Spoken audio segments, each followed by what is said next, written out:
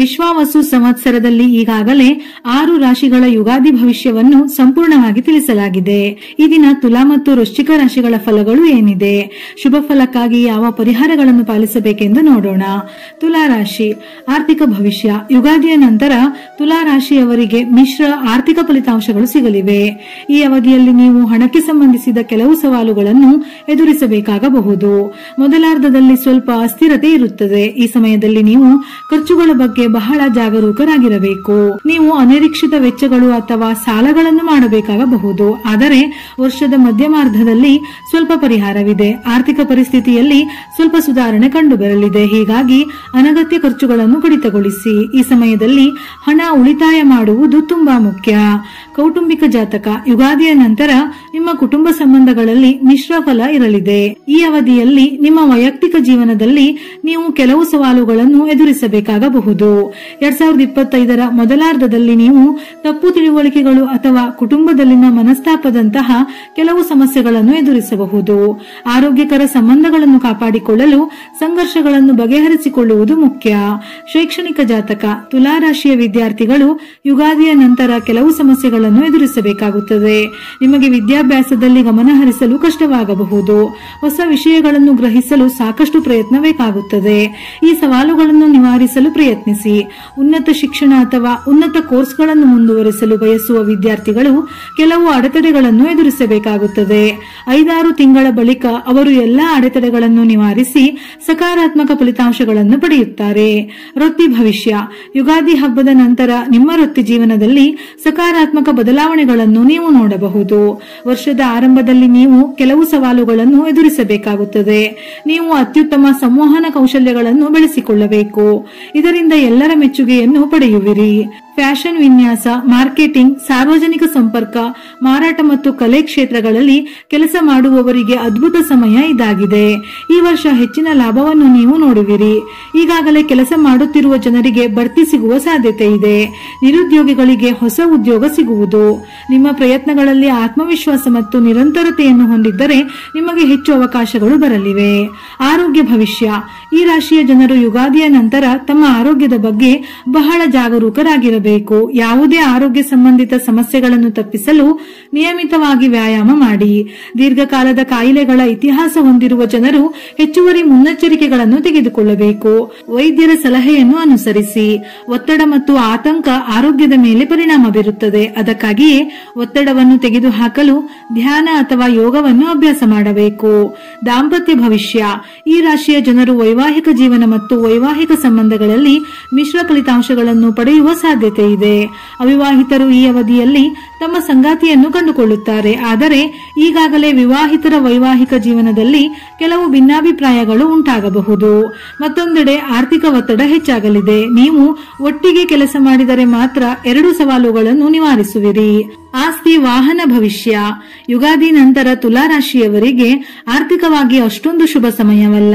ಸಾಲ ಮಾಡಿ ದುಬಾರಿ ವಸ್ತುಗಳನ್ನು ಖರೀದಿ ಮಾಡುವುದನ್ನು ತಪ್ಪಿಸಿ.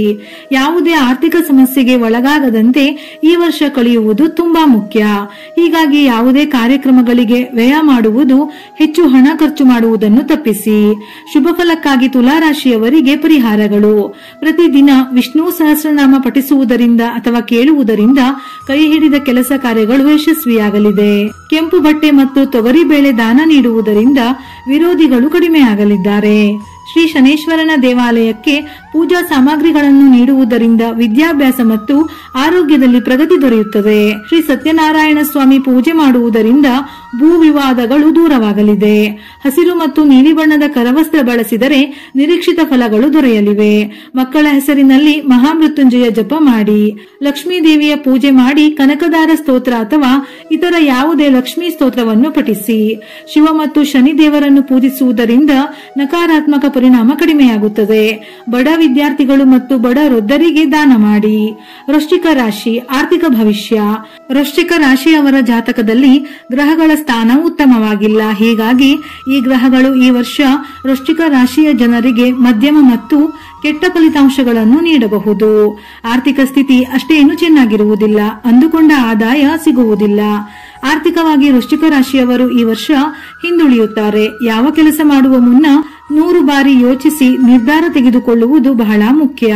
ನಿಮಗೆ ಗುರುವಿನ ಪ್ರಭಾವ, ಗುರುವಿನ ಅನುಗ್ರಹ ತುಂಬಾ ಚೆನ್ನಾಗಿ ಇದೆ. ಆದರೆ ಮೇ ತಿಂಗಳ ನಂತರ ಗುರುವಿನ ಸ್ಥಾನ ನಿಮ್ಮ ಹಣಕಾಸಿನ ವಿಚಾರದಲ್ಲಿ ತೊಂದರೆ ಉಂಟು ಮಾಡುತ್ತದೆ. ಹೀಗಾಗಿ ಹಣ, ಜನ ಮಾಡುವ ಕೆಲಸದ ಬಗ್ಗೆ ಎಚ್ಚರಿಕೆ ವಹಿಸಬೇಕಾಗುತ್ತದೆ. ಕೌಟುಂಬಿಕ ಜಾತಕ. ವೃಶ್ಚಿಕ ರಾಶಿಯವರಿಗೆ ಈ ವರ್ಷದಲ್ಲಿ ಶನಿಯ ಪ್ರಭಾವದಿಂದಾಗಿ ಕುಟುಂಬ ವಿಷಯಗಳಲ್ಲಿ ತೊಂದರೆಗಳು ಹೆಚ್ಚಾಗಬಹುದು. ಮನೆಯಲ್ಲಿ ಕಿರಿಕಿರಿ, ವಿನಾಕಾರಣ ಜಗಳ, ಮನಸ್ತಾಪ, ಕೋಪ, ಮುನಿಸು, ಮನಸ್ಸಿನಲ್ಲಿ ಅಶಾಂತಿ ಉಂಟಾಗುವ ಸಾಧ್ಯತೆ ಇದೆ. ಯಾವುದೇ ತೊಂದರೆ ಬಂದರೂ ಕೂಡ ಅದನ್ನು ಶಾಂತ ರೀತಿಯಲ್ಲಿ ಎದುರಿಸಿ.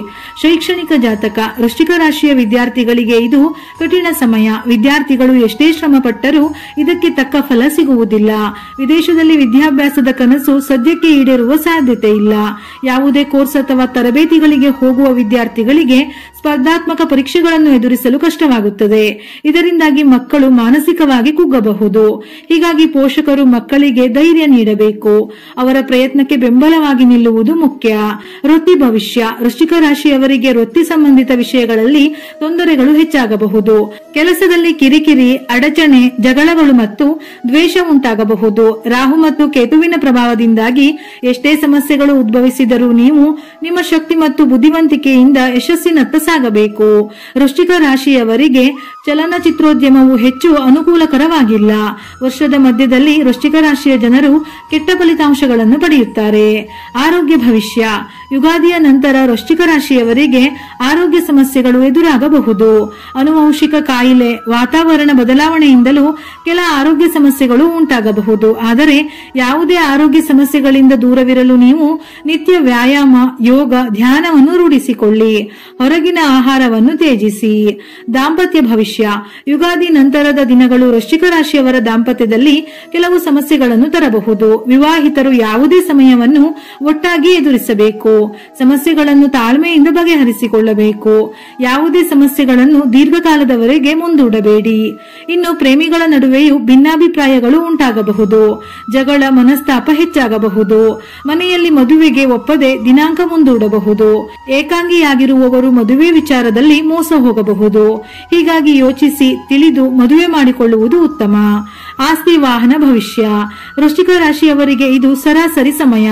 ವ್ಯವಹಾರದಲ್ಲಿ ವೆಚ್ಚ, ಸಾಲ ಹೆಚ್ಚಾಗಬಹುದು. ಹೀಗಾಗಿ ಯಾವುದೇ ದುಬಾರಿ ವಸ್ತು ಖರೀದಿ ಮಾಡುವುದು ಈ ಸಮಯದಲ್ಲಿ ಸೂಕ್ತವಲ್ಲ. ಅಲ್ಲದೆ ಈ ಸಮಯದಲ್ಲಿ ಮೋಸ ಹೋಗುವ ಸಾಧ್ಯತೆ ಹೆಚ್ಚಾಗಿರುತ್ತದೆ. ಹೀಗಾಗಿ ಈ ವರ್ಷ ಮನೆ, ಆಸ್ತಿ, ಭೂಮಿ, ವಾಹನ ಖರೀದಿ ವಿಚಾರಗಳನ್ನು ಮುಂದೂಡುವುದು ಒಳ್ಳೆಯದು.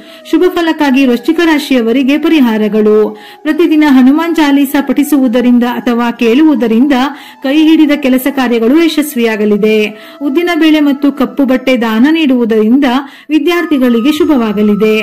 ಶ್ರೀ ಶನೀಶ್ವರನ ದೇವಾಲಯಕ್ಕೆ ಪೂಜಾ ಸಾಮಗ್ರಿಗಳನ್ನು ನೀಡುವುದರಿಂದ ಕುಟುಂಬದಲ್ಲಿ ಧನಾತ್ಮಕ ಪ್ರಗತಿ ದೊರೆಯುತ್ತದೆ. ಶ್ರೀ ಗುರು ಪೂಜೆ ಮಾಡುವುದರಿಂದ ಭೂ ವಿವಾದಗಳು ದೂರವಾಗಲಿದೆ. ಕೆಂಪು, ಕೇಸರಿ ಮತ್ತು ಹಾಲಿನ ಬಣ್ಣದ ಕರವಸ್ತ್ರ ಬಳಸಿದರೆ ನಿರೀಕ್ಷಿತ ಫಲಗಳು ದೊರೆಯಲಿವೆ.